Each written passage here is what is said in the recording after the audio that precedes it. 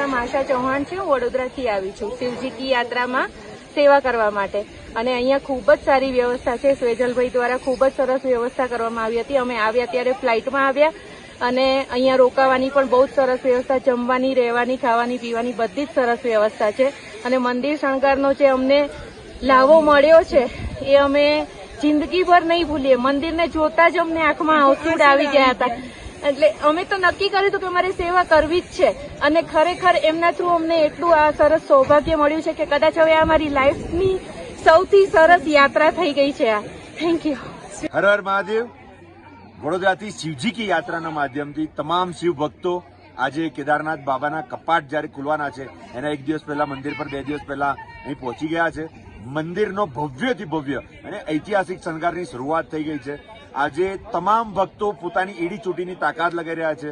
વાતાવરણ ખરાબ છે અહીંયા આ વખતે કેદારનાથ આવું પણ દરેક લોકોને મોંઘું પણ પડવાનું છે, અઘરું પણ પડવાનું છે, કારણ કે આ વખતે ઘોડાઓનો ચેપી રોગ કઈ થયો છે જેના કારણે જે ઘોડા આપણને દર વર્ષે મળી જાય છે એ આ વખતે 4-4, 5-5 હજાર આપ્યા છતાંય નથી મળતા। આ તમામ ફૂલ માણસો દ્વારા ઉચકીને છેક નીચે ગૌરીકુંડથી ઉપર લાવવામાં આવ્યા છે।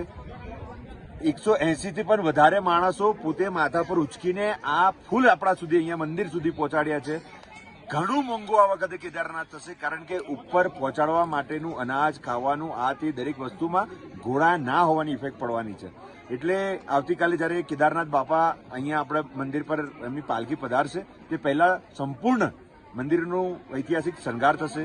શણગાર વડોદરાની ટીમ અને અહીંયા ઋષિકેશની ટીમ બે ભેગી મળીને અમે કરી રહ્યા છે। એટલે અદ્ભુત શણગાર અને અદ્ભુત નજારો આ વખતે તમને જોવા મળશે અને આ સૌભાગ્ય, સદભાગ્ય આપણને પ્રાપ્ત થાય છે કોટિયાડ ગ્રુપના વિરલભાઈ શેઠ, રુચિરભાઈ શેઠ અને એમના ફેમિલી, તદુપરાંત અમારા પ્રિતેશભાઈ શાહ અર્થ ગ્રુપના એ અને મયંકભાઈ પટેલ એ સૌના ભાઈ, મોટા ભાઈ સમાન છે।